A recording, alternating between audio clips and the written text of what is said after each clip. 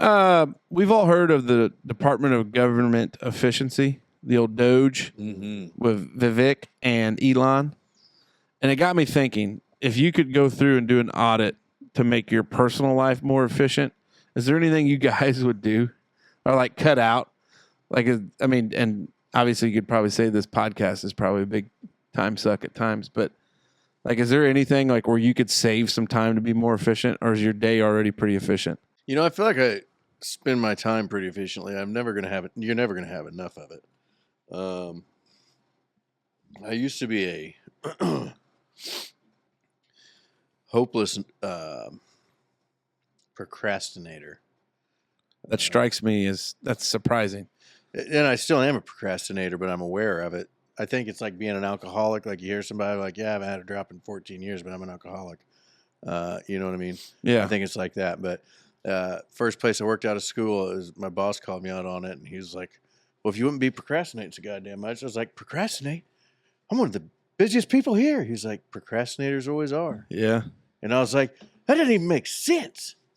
And I thought about it, I'm like, son of a bitch. I'm the whole ass reason I'm behind all the time. Yeah. So I'm like super aware of it now.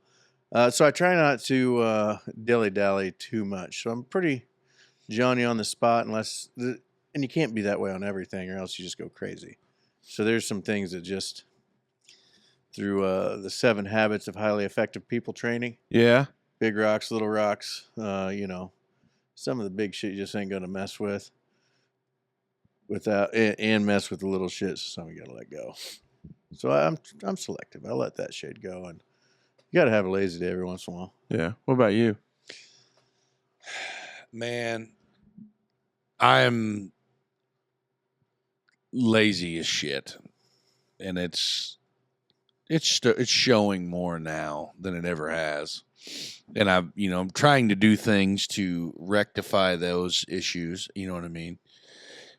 But my biggest complaint is that when I come home after work, after let's just say like a 30 yard concrete day, which is not really that much if you think about 4 trucks. About four and a half on a finish up maybe, but depending on what, other like concrete contractors pour 3 times that in a day. Like it's like, I'm not saying that, but like for a fat bastard street department worker every now and then, it's kind of rough, on a crew. We got quite a bit of things going, and everything. But when I come home from work, a lot of times I'll just like pull in the driveway and I'll read the mail. Like I'll get the mail and I'll pull in the driveway. And ever since I got that Wi-Fi in my garage, like really close to where I park, like I can jump on, like my phone automatically connects to it. And then I'll just sit there and like scroll or check emails or do whatever like that. And then I'll find myself waking up like an hour later. Like I'll just doze off in my car and sleep in the driveway.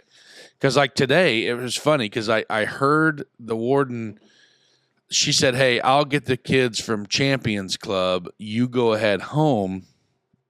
I'll see you there.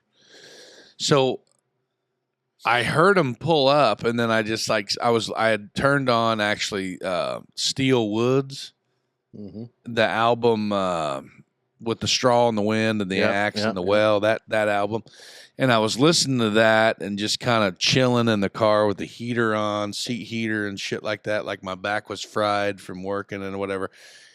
And I knew I was going to nod off because I was like, who gives a shit? Like, I don't have anywhere to be until 9, and she had the kids and everybody was taken care of. So I'm just going to chill and relax for a minute, leather seats, heated. It's pretty kind of nice. Very nice. And I heard Max, dribbling the basketball over there where his basketball hoops at, dribbling and shooting and stuff like that. I just like kind of subconsciously heard him. And then, she's like, where's your dad?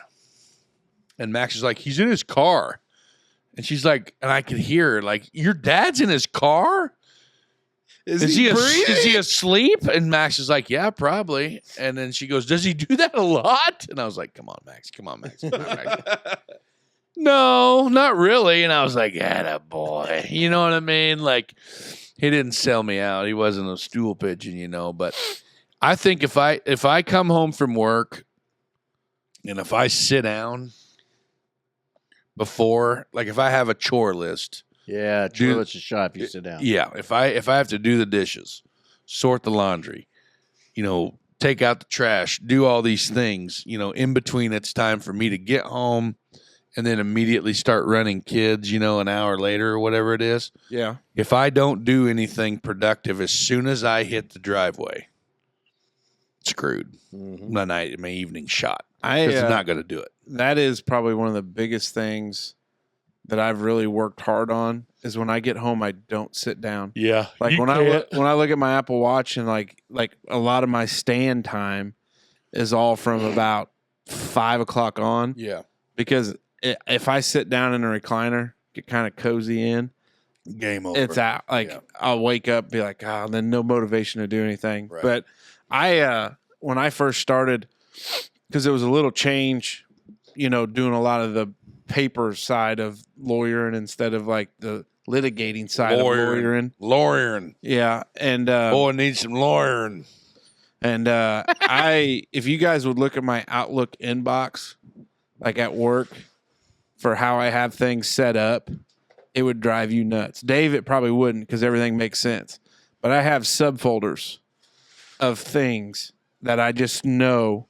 I put it all in a catch. I have it's the regular inbox. It's a to-do folder. It's a catch-up folder. Then I've got an ongoing catch-up. Yeah, like Heinz? No. Hunts? No. I got you. I'm being stupid. So then it's like an ongoing, awaiting more, ongoing, out for review, completed on my end, and then it's a whole nest egg. And so first thing in the morning, it all goes into the catch up. So then if there's multiple emails in a thread, it's all there. And then I organize by subject, and then it's just where does it need to go, and then I just start down the list, and it's a wild thing that I never thought I would ever do, but it's what I do to stay on top. All mine have rules, and it's by sender, and I have folders for senders or folders for groups of senders of people of different groups, so it goes to the same place, so it's all organized somewhere. The problem is with Outlook is as soon as you make a subfolder, you don't get notifications that there's something in the inbox. Yeah. So if it's like a non-sorted one, then I get my little bong, you've got a new message. But if it's in a subfolder within the inbox, it won't send it. Yeah. The app on my phone just doesn't know. Real pain in the ass. The biggest thing I've tried to stop doing is when I get to work, I put the phone in a desk drawer because the doom scrolling is a real thing when you're a desk jockey and you just, and the next thing you know, 10 minutes is gone. I've noticed, I'll notice at times, if things get a little bit slow, it's brutal sometimes. So I don't know. I was just wondering if you guys, Department of Government efficiency, but yeah, I would think that I would need a full-time manager, just somebody to keep me locked in, and I think that's ADD at its finest, though. If I have a task at hand, I think that's one way, one place that I excel at. Is that if I am told hey, you have to go do this and it needs to be done by this time. You're a taskmaster. Yeah. I could just lock in and do it if it's something that I'm interested in. If it's something that's nobody's telling you to come here. Huh? Nobody's telling you to come here. What's that mean? You've locked in for this for 2.5 years now. Well, I'm obligated. I'm in. We're a tripod. That's right. You know what I mean? Some bitch can't stand on two legs. Dave's into the tripod's just a touch longer. Ooh. Yeah. Yeah, baby. At 1%. Anyway, I just I can really just lock in and do it. But if I had a list of 20 things, that all needed to be done in a general time frame, not good at it. Really? Because my task differentiation or prioritizing things, something that I think analysis paralysis. The thing that I think needs to be done first on that list is probably not what really needs to be done according to the list generator. Yeah. If that makes any sense. The author of the list just basically diarrheas this list on this paper, doesn't put them in like priority listing rankingness. And I just find one, oh, that's a good one. I'll lock in on that and I'll get it done. Why in the did you do that first? That's not what I needed to be done. This did. And then I kind of think, why in the hell didn't you put a number on it then? You know what I mean? Or something like that. But like, I can work off of a list, but I'm not good at like seeing things. Like I see them that they need to be done. You can't see the chessboard. No way, bro. You're a good checkers guy. Yes, sir. Chessboard, no. Terrible. Don't even know how to play. I learned probably what helped most was early on in my career is what's a raging fire, what's just a fire, what's it's starting to burn a little bit, and what's not even showing smoke. And that, because, that helped a lot to your problem of what to prioritize. Yeah, there's a whole urgent and important, not urgent and not important, and it's always going to be two of them. And then you classify everything that way. So maybe what it's you ought almost to like do a medical thing, like a triage for your list, black tag and blue tags, and red. So you ought to go see one of our local print companies and get you some paper printed up and put it into those quadrants, and then you tell your list master, go ahead and put those things in those boxes, and that'll help improve what you got going on. Mm-hmm. And sometimes when you get a list and you just look at one, like you lose the forest through the trees, that's a big thing too. I'll have to suggest that to our mediator.